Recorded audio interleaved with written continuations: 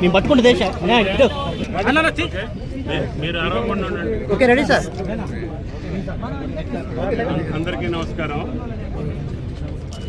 ప్రథమంగా ఈ మోంతా తుఫాన్ ఏదైతే మనకి ఇండికేషన్స్ వచ్చిందో వాతావరణ శాఖ పరంగా ఆ రోజు నుంచి గత 2-3 రోజులుగా జిల్లా యంత్రాంగాన్ని అలర్ట్ చేసి కలెక్టర్ గారు వారి సిబ్బంది, కమిషనర్ గారు, అట్లాగే ప్రజాప్రతినిధులు అందరూ కూడా ముందస్తు చర్యలుగా కొంతమంది రిలక్టెంట్గా రామని చెప్పినా కూడా రాత్రికి రాత్రి బలవంతంగా అయినా సరే తీసుకొచ్చి ఈ యొక్క రిలీఫ్ క్యాంపులో పెట్టడం జరిగింది. వచ్చిన వాళ్ళందరికీ కూడా శుభ్రంగా భోజనాలు పెట్టారు. ఈరోజు కూడా బయట నుంచి వచ్చినటువంటి వేరే వ్యక్తులున్నా కూడా సుమారు 2,000 మందికి 3,000 మందికి కూడా భోజన వసతులు ఏర్పాటు చేశారు.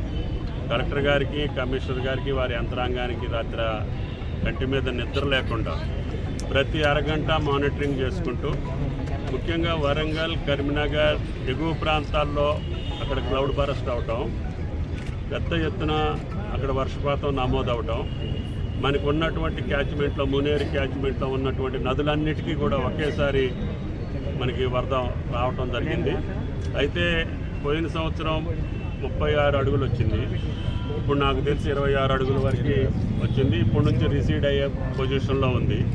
కాకపోతే కొన్ని చెరువులు కూడా మన దగ్గర కామేపల్లి అటు ఓవర్ఫ్లో అవటం మూలాన వాటిని కూడా కొంత సేఫ్ లెవెల్కి బ్రీచ్ చేసి ఆ నీళ్లు కూడా వదిలారు.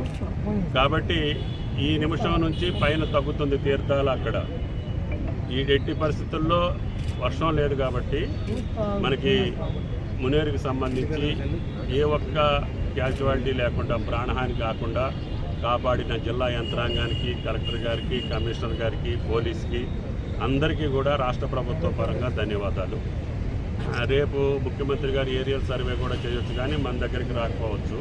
ముఖ్యంగా బాగా హిట్ చేసినటువంటి వరంగల్, హనుమకొండ, అదేవిధంగా హుస్నాబాద్, సిద్దిపేట, కరీంనగర్ ప్రాంతాన్ని ఈరోజే బయలుదేరాలనుకున్నారు. వాతావరణం అనుకూలించలేదు. దానివల్ల రేపు ముఖ్యమంత్రి గారు కూడా ఆయా జిల్లాల్లో ఏరియల్ సర్వే చేస్తారు. మధ్యాహ్నం టెలికాన్ఫరెన్స్లో కలెక్టర్ గారికి స్పష్టమైన ఆదేశాలు ఇచ్చాము.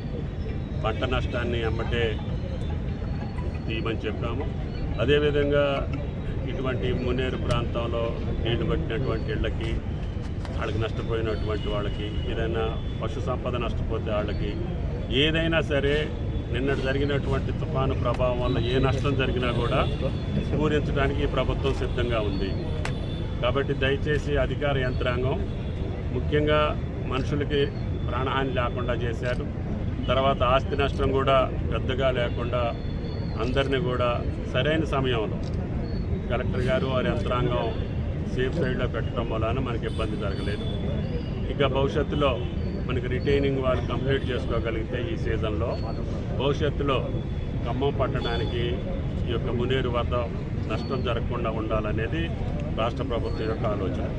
కాబట్టి మీరు కూడా సహకరించి ఇప్పుడు జరిగినటువంటి ఈ యొక్క ఉపద్రవాన్ని వెంటనే కోలుకునేటట్టుగా జిల్లా యంత్రాంగం రేపు కూడా రిసీడ్ అయిన తర్వాత ఏం చేయాలో వాళ్ళకి అన్ని రకాలుగా సహాయ సహకారాలు అందించి మళ్ళీ వాళ్ళు స్థిరంగా ఇళ్లలో నిలబడేటట్టుగా చేస్తామని చెప్పి విజ్ఞప్తి చేస్తాం. రాష్ట్ర వ్యాప్తంగా 5,000 ఎకరాల్లో పంట దెబ్బతింది. ఈరోజే వాళ్ళకి ఆదేశాలు ఇచ్చాం. మధ్యాహ్నం 1:02 ఆ ప్రాంతంలో కలెక్టర్ గారికి అందరు కలెక్టర్లకు ఇచ్చాము. డీటెయిల్ ఇన్వెస్టిగేషన్ జరగాలి. మామూలుగా అయితే 4.5 లక్షల ఎకరాల పంట నష్టం అయిందనేది గుణామణి, అది పర్ఫెక్ట్ కాదు. కాకపోతే రేపటి నుంచి ఫీల్డ్ మీదనే పర్ఫెక్ట్గా సర్వే చేసి ఇప్పుడు పంట ముఖ్యంగా మార్కెట్లో ఉన్నటువంటి ధాన్యం ఒకసారి తడిసిపోయింది, రోడ్లు అమ్మటే పోసినటువంటి ధాన్యం తడిసిపోయింది. తడిసిపోయిన ధాన్యాన్ని కూడా వెంటనే కొనుగోలు చేయమని చెప్పాము. అదేవిధంగా మొక్కజొన్నలో, పత్తి కూడా నష్టం జరిగింది. ఇటువంటి పంట నష్టంతో పాటు ఏదైతే మార్కెట్లో ఉన్నటువంటి ధాన్యం కావచ్చు, రహదారుల మీద ఆరబోసుకున్న ధాన్యం కావచ్చు, వాటన్నిటిని కూడా కొనుగోలు చేసి ఏ రైతుకి నష్టం కలగకుండా ఇచ్చి గతంలో మాదిరిగానే ఎకరానికి 10,000 రూపాయల చొప్పున మనకి డీటెయిల్ ఎస్టిమేట్ వచ్చిన తర్వాత ఎన్ని లక్షల ఎకరాల నష్టపోయినా, ఎన్ని లక్షల మంది రైతులు నష్టపోయినా వాళ్ళకి ఇన్పుట్ సబ్సిడీ ఇచ్చి కేంద్రం సహకరించకపోయినా, గత వరదల్లో కూడా కేంద్రానికి సమర్పించినా కూడా కేవలం 1 రూపాయి కూడా మనకి విడుదల చేయలేదు. అయినా సరే మనకున్నటువంటి నిధులతోటి మన రైతాంగాన్ని ఆదుకునేదానికి సుమారు 80 లక్షల మెట్రిక్ టన్నుల ధాన్యం కొనాల్సి ఉంది. అదేవిధంగా 11 లక్షల మెట్రిక్ టన్నులు మొక్కజొన్న కొనాల్సి ఉంది.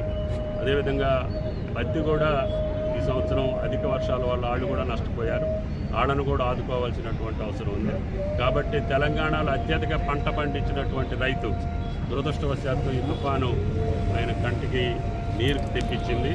కాబట్టి ప్రకృతి వైపరీత్యం వల్ల జరిగిన నష్టాన్ని ప్రభుత్వం ఎంతవరకు చేతనైతే అంతవరకు ఆదుకొని రైతులు నిలబెడతామని చెప్పి విజ్ఞప్తి చేస్తాం. Thank you.